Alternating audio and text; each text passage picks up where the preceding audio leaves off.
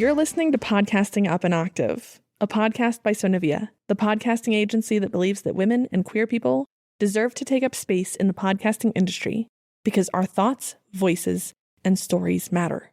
Here you'll learn how to make a dope podcast that inspires, educates, converts, and most importantly, makes your voice shine.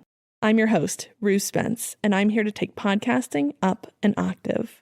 Let's get into it.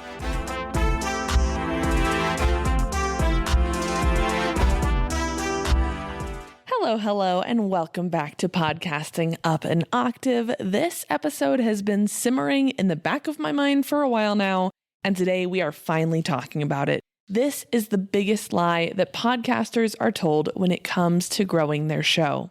So many of my clients come to me thinking that they need to be chasing downloads, virality, or some huge break to be successful. And I'm sure you can hear the air quotes around successful. Sure.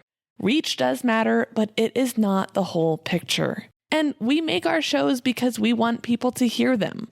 But the biggest lie in podcasting is that the only way to grow your show is to go viral, rack up thousands of downloads, and chase the algorithm. I'm here to call BS on that. There are so many shows with thousands of downloads that don't convert, don't build loyalty, and don't move the needle for their creator.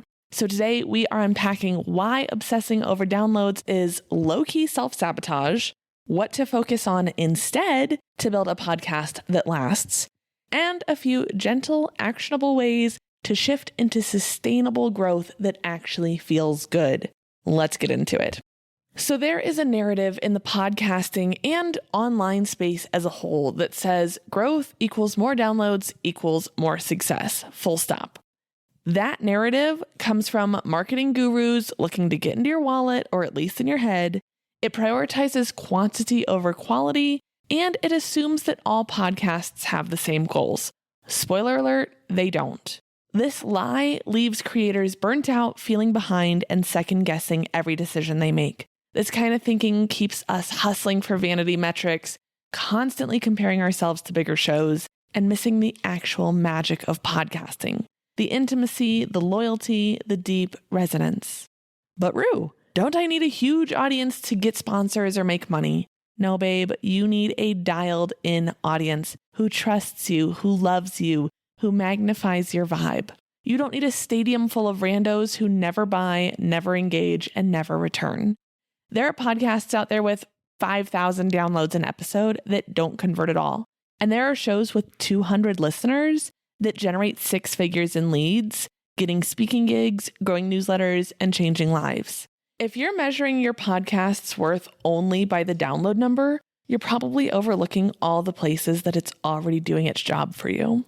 So if it's not about the download count, what does matter? Here's what I look at with my clients: the audience fit. Are you attracting the right people, or just whoever stumbled across your reel on Instagram? Are you attracting your dream listener or just your mom? The conversion moments. Are people reaching out? Are they DMing you? Are they joining your list, buying your offers, signing up for your Patreon? We're not trying to build passive audiences. We are trying to build active ecosystems with participants. And alignment. Is your podcast feeding into the rest of your brand or biz? Or is it just floating out there disconnected from what you really care about? When you build with those metrics in mind, you stop chasing virality and start creating actual traction. Great. Now, how do we get there? A tighter content strategy.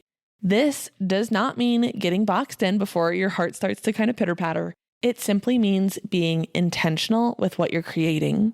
Ask yourself, what topics do I want to be known for? What episodes convert listeners into buyers or subscribers? What series or formats get the best engagement? And from there, create 2 or 3 content pillars your show revolves around. Use your podcast to answer the questions your audience already asks you, and stop winging it every week. Use a 12-week content planner to map out your next season to make sure that it flows towards your goal cohesively. A tight strategy isn't meant to be restrictive. It should give your show room to breathe and your listeners a reason to keep coming back. The next action step is clearer messaging. If your show description, episode titles, or social captions are vague or too clever, you're probably losing people or not finding the right folks to begin with. Rewrite your podcast description using plain language. Answer these questions. What is this? Who is it for? And what do they get out of it?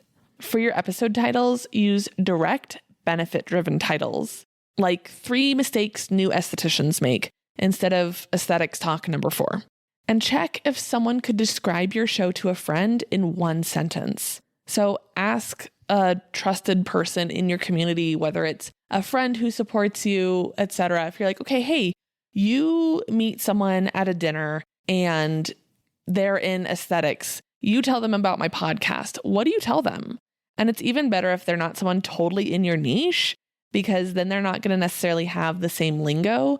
But if they, as a layperson, can describe what your show does, that tells you that you're on the right path. Confused listeners don't stick around. Clarity makes your content bingeable. I love being clever. Don't get me wrong. Like, I think puns are hilarious. I love a double entendre, but that does not help you rank with SEO. That is not going to be where your listeners are looking for you. So save the cleverness for your content. You want to have ultimate clarity where it counts so that the right people are able to find you and fall in love with you.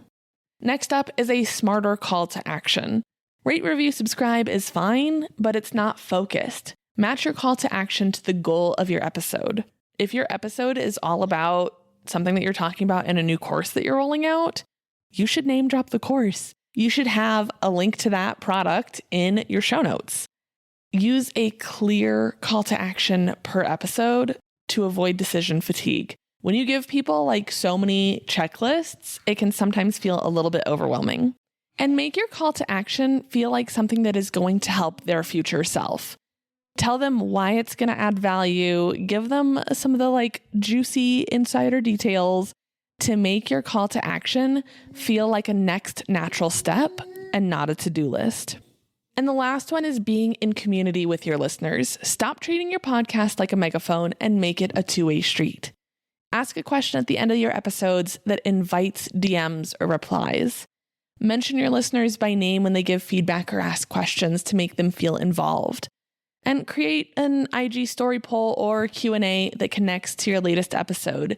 This is going to allow people to feel like they have a give and take rather than you just screaming into the void. A bonus tip here is to keep a listener wins segment once a month, or shout out your favorite review, or do something that allows people to feel like they're contributing. People also love hearing shout outs and feeling like they are involved in shows that they love. Growth happens in the DMs, not just in the downloads. So here's the big takeaway. You don't need more downloads, you just need more direction. So spend the time, get really clear, use some of the questions in this episode as journal prompts to actually get clear on how you can reach the right audience. You don't need more downloads, you need more direction. So if you're listening to this and thinking, I want my show to feel like that, like something that's working for me, my business, and my people, that's literally what I help people do inside my Day of Voxer service. It's 24 hours of private access to me with voice notes where we walk through your current podcasting process and build out a strategy that makes sense for you based on your time, energy, and goals. Some people use it to map out their next season. Some use it to rework their show description or pitch strategy. It's totally tailored to you.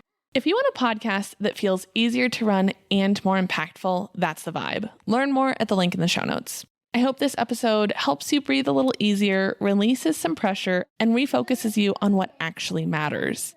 Thank you for helping me take podcasting up an octave.